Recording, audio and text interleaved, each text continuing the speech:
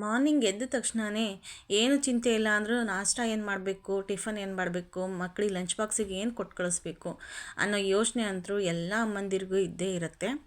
ಈ ಒಂದು ಸಿಂಪಲ್ ರೆಸಿಪಿನ ನಾನು ಇವತ್ತು ತೋರಿಸ್ಕೊಡ್ತಾ ಇದ್ದೀನಿ. ತುಂಬಾ ಈಸಿ ಆಗಿರುವಂಥದ್ದು. ಇದಕ್ಕೆ ಮನೆಯಲ್ಲಿ ಏನು ತರಕಾರಿ ಇಲ್ಲದೆ ಇರುವಾಗ ನಾವು ಈಸಿಯಾಗಿ ಇನ್ಸ್ಟೆಂಟಾಗಿ ಮಾಡ್ಕೊಳ್ಳೋ ಅಂಥ ಒಂದು ರೆಸಿಪಿ. ಮಾರ್ನಿಂಗ್ ಯಾವ ಟೇಸ್ಟ್ ಇರುತ್ತೋ ಹೇಗಿರುತ್ತೋ ಅದೇ ರೀತಿ ಮಧ್ಯಾಹ್ನದವರೆಗೂ ಅದೇ ಟೇಸ್ಟಲ್ಲಿ ಇರುತ್ತೆ. ಈ ಒಂದು ರೆಸಿಪಿ ತುಂಬಾ ಚೆನ್ನಾಗಿರುತ್ತೆ. ಈಗ ಈ ರೆಸಿಪಿ ಯಾವ ರೀತಿ ಮಾಡ್ಕೊಳ್ಳೋದು ಅಂಥೇಳಿ ತೋರಿಸ್ಕೊಡ್ತಾ ಇದ್ದೀನಿ. ಮೊದಲಿಗೆ ಒಂದು ಪ್ಯಾನನ್ನು ಸ್ಟವ್ ಮೇಲೆ ಇಟ್ಟಿದ್ದೀನಿ. ಪ್ಯಾನ್ ಬಿಸಿ ಆಗ್ತಿದ್ದಂಗೆ ಸ್ವಲ್ಪ ಎಣ್ಣೆನ ಸೇರಿಸ್ಕೊಳ್ಳೋಣ. ಎಣ್ಣೆ ಬಿಸಿ ಆಗ್ತಿದ್ದಂಗೆ 1 ಟೇಬಲ್ ಸ್ಪೂನ್ ಆಗುವಷ್ಟು ಸಾಸಿವೆನ ಸೇರಿಸ್ಕೊಳ್ತಾ ಇದ್ದೀನಿ.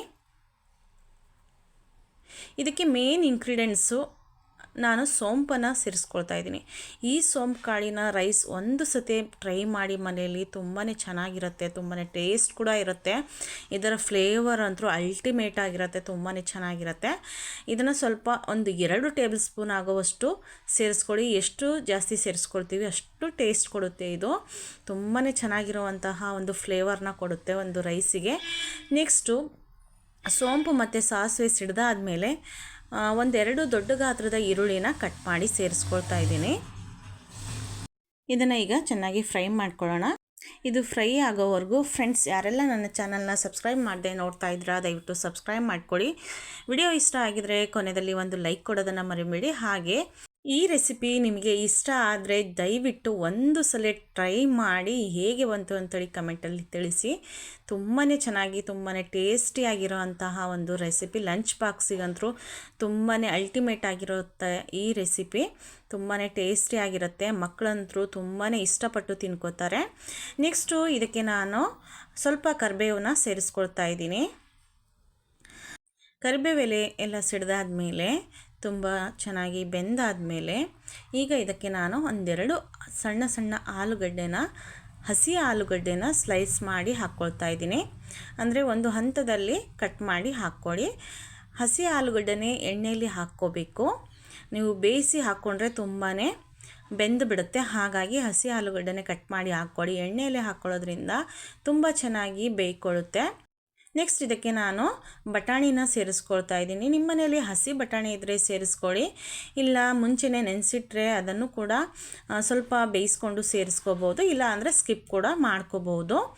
ಈ ಒಂದು ರೆಸಿಪಿಗೆ ನೀವು ಯಾವುದಾದ್ರೂ ಒಂದು ವೆಜಿಟೇಬಲ್ಸ್ನ ಸೇರಿಸ್ಕೋಬೋದು. ಕ್ಯಾರೆಟ್ ಆಗಲಿ, ಬೀನ್ಸ್ ಆಗಲಿ, ಅಥವಾ ಕ್ಯಾಪ್ಸಿಕಮ್ ಆಗಲಿ, ಏನಾದರೂ ಈ ತರಕಾರಿಗಳನ್ನು ಸೇರಿಸ್ಕೊಂಡು ನೀವು ಈ ಒಂದು ರೆಸಿಪಿನ ಮಾಡಿಕೊಂಡ್ರೆ ತುಂಬಾ ಚೆನ್ನಾಗಿರುತ್ತೆ.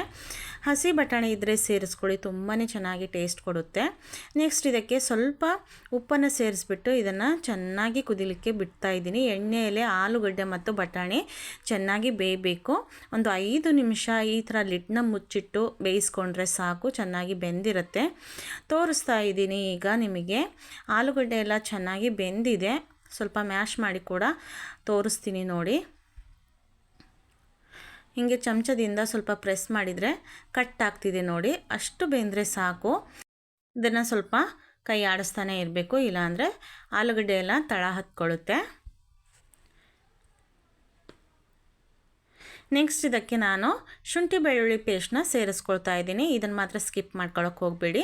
ಶುಂಠಿ ಬೆಳ್ಳುಳ್ಳಿ ಪೇಸ್ಟು ಸೇರಿಸ್ಕೊಳ್ಳೋದ್ರಿಂದ ರೈಸು ತುಂಬಾ ಚೆನ್ನಾಗಿ ಘಮ ಕೊಡುತ್ತೆ, ತುಂಬಾ ಚೆನ್ನಾಗಿ ಫ್ಲೇವರ್ ಕೂಡ ಇರುತ್ತೆ. ಹಾಗಾಗಿ ಶುಂಠಿ ಬೆಳ್ಳುಳ್ಳಿನ 1ರಿಂದ 1/2 ಟೇಬಲ್ ಸ್ಪೂನ್ ಆಗುವಷ್ಟು ನಾನು ಶುಂಠಿ ಬೆಳ್ಳುಳ್ಳಿ ಪೇಸ್ಟ್ನ ಸೇರಿಸ್ಕೊಂಡಿದ್ದೀನಿ. ನೆಕ್ಸ್ಟು ಇದು ಹಸಿ ವಾಸನೆ ಹೋಗೋವರೆಗೂ ನಾವು ಬಾಡಿಸ್ಕೋಬೇಕು.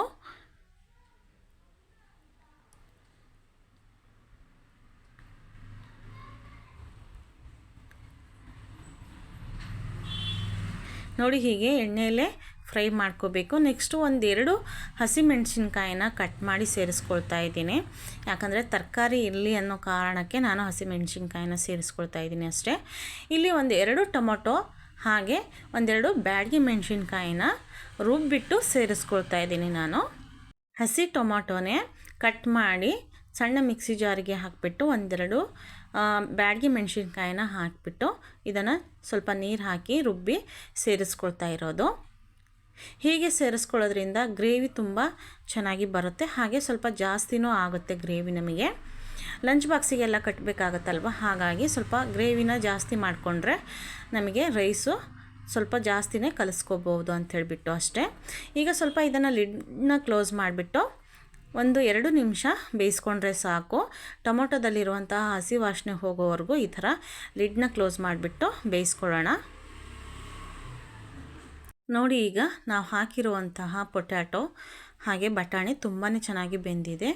ನೆಕ್ಸ್ಟ್ ಇದಕ್ಕೆ ನಾನು ಒಂದು ಅರ್ಧ ಟೇಬಲ್ ಸ್ಪೂನ್ ಆಗುವಷ್ಟು ಅರಿಶಿಣ, ಹಾಗೆ 1 ಟೇಬಲ್ ಸ್ಪೂನ್ ಆಗುವಷ್ಟು ಚಿಲ್ಲಿ ಪೌಡ್ರು, ಹಾಗೆ 1-2 ಟೇಬಲ್ ಸ್ಪೂನ್ ಆಗುವಷ್ಟು ಗರಂ ಮಸಾಲನ ಸೇರಿಸ್ಕೊಂಡು ಇದನ್ನು ಚೆನ್ನಾಗಿ ಬಾಡಿಸ್ಕೊಳ್ತಾ ಇದ್ದೀನಿ. ಉರಿನ ಲೋ ಫ್ಲೇಮಲ್ಲಿ ಇಟ್ಟು ಈಗ ನಾವು ಚೆನ್ನಾಗಿ ಬಾಡಿಸ್ಕೋಬೇಕು. ಇದು ತಳ ಹತ್ಕೊಂಡ್ಬಿಡುತ್ತೆ, ಹಾಗಾಗಿ ಲೋ ಫ್ಲೇಮ್ನ ಇಟ್ಬಿಟ್ಟು ಈಗ ನಾವು ಮಸಾಲೆ ಹಾಕ್ಕೊಂಡಿರೋದ್ರಿಂದ ಈಗ ಲೋ ಫ್ಲೇಮಲ್ಲಿ ಇಟ್ಟು ಇದನ್ನು ಬಾಡಿಸ್ಕೋಬೇಕು.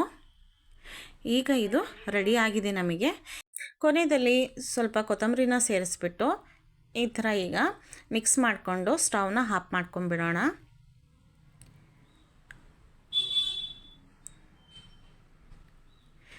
ನೋಡಿ, ಈಗ ರೆಡಿಯಾಗಿದೆ. ಇದು 1-2 ನಿಮಿಷ ಬಿಟ್ಟಿದ್ದೆ ನಾನು ಸ್ವಲ್ಪ ತಣ್ಣಗಾಗಲಿಕ್ಕೆ, ಯಾಕಂದರೆ ಬಿಸಿ ಅನ್ನ ಇರೋದ್ರಿಂದ ಬಿಸಿ ಬಿಸಿದಲ್ಲಿ ಹಾಕಿ ಕಲಸಿದ್ರೆ ರೈಸು ಮುದ್ದೆ ಥರ ಆಗಿಬಿಡುತ್ತೆ. ಹಾಗಾಗಿ ಸ್ವಲ್ಪ ತಣ್ಣಗಾದ್ಮೇಲೆ ಇದನ್ನು ಮಿಕ್ಸ್ ಮಾಡಿಕೊಂಡ್ರೆ ರೈಸ್ ಕೂಡ ಉದುರಾಗಿ ನಮಗೆ ಬರುತ್ತೆ ಅಂತ ಹೇಳ್ಬಿಟ್ಟು ಅಷ್ಟೇ.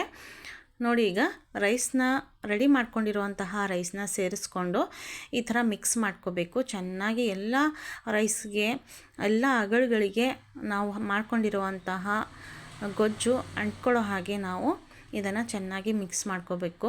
ತುಂಬಾ ಚೆನ್ನಾಗಿರುತ್ತೆ, ತುಂಬಾ ಟೇಸ್ಟಿಯಾಗಿರೋ ಅಂಥದ್ದು. ಮಕ್ಕಳಂತರೂ ತುಂಬಾ ಖುಷಿಪಟ್ಟು ತಿನ್ಕೋತಾರೆ. ಲಂಚ್ ಬಾಕ್ಸಿಗಂತರೂ ಹೇಳಿ ಮಾಡಿಸಿದಂತಹ ಒಂದು ರೆಸಿಪಿ ಅಂತಲೇ ಹೇಳ್ಬೋದು. ರೈಸ್ ಐಟಮಲ್ಲಿ ಇದೊಂದು ರೆಸಿಪಿನ ಟ್ರೈ ಮಾಡಿ ನೋಡಿ ಫ್ರೆಂಡ್ಸ್, ತುಂಬಾ ಚೆನ್ನಾಗಿರುತ್ತೆ. ಮನೆಯಲ್ಲಿ ತರಕಾರಿ ಇಲ್ಲದೇ ಇರುವಾಗ ಈ ಥರ ಒಂದು ರೆಸಿಪಿನ ಮಾಡ್ಕೋಬೋದು. ಇದಕ್ಕೆ ನಿಮಗೆ ಇಷ್ಟವಾದ ವೆಜಿಟೇಬಲ್ಸ್ನ ಕೂಡ ಸೇರಿಸ್ಕೋಬೋದು. ನೋಡಿ, ಒಂದು ಪ್ಲೇಟಿಗೆ ಸರ್ವ್ ಮಾಡಿ ಕೂಡ ತೋರಿಸ್ತಾ ಇದ್ದೀನಿ. ತುಂಬಾ ಚೆನ್ನಾಗಿದೆ, ಎಷ್ಟು ಅದ್ಭುತವಾಗಿ ಕಾಣಿಸ್ತಾ ಇದೆ ನೋಡಿ. ಸ್ವಲ್ಪ ಕೊತ್ತಂಬರಿನ ಸ್ಪ್ರಿಂಕಲ್ ಮಾಡ್ತಾ ಇದ್ದೀನಿ. ತುಂಬಾ ಚೆನ್ನಾಗಿರುವಂತಹ ಸೋಮ್ ಪೊಟ್ಯಾಟೊ ರೈಸು ರೆಡಿಯಾಗಿದೆ. ಈಗ ಅಲ್ಟಿಮೇಟ್ ಆಗಿರುವಂತಹ ರೆಸಿಪಿ, ಲಂಚ್ ಬಾಕ್ಸಿಗಂತೂ ತುಂಬಾ ಅದ್ಭುತವಾಗಿರುತ್ತೆ. ಮನೆಯಲ್ಲಿ ಟ್ರೈ ಮಾಡಿ ಪದೇ ಪದೇ ಈ ರೆಸಿಪಿನ ಮಾಡ್ತಾನೆ ಇರ್ತೀರಾ. ಹೇಗೆ ಬಂತು ಅಂಥೇಳಿ ಕಮೆಂಟಲ್ಲಿ ತಿಳಿಸಿ, ಹಾಗೆ ಲೈಕ್ ಕೊಡೋದನ್ನು ಮರಿಬೇಡಿ. ಮತ್ತೆ ಮುಂದಿನ ವಿಡಿಯೋದಲ್ಲಿ ಸಿಗೋಣ. ಬಾಯ್.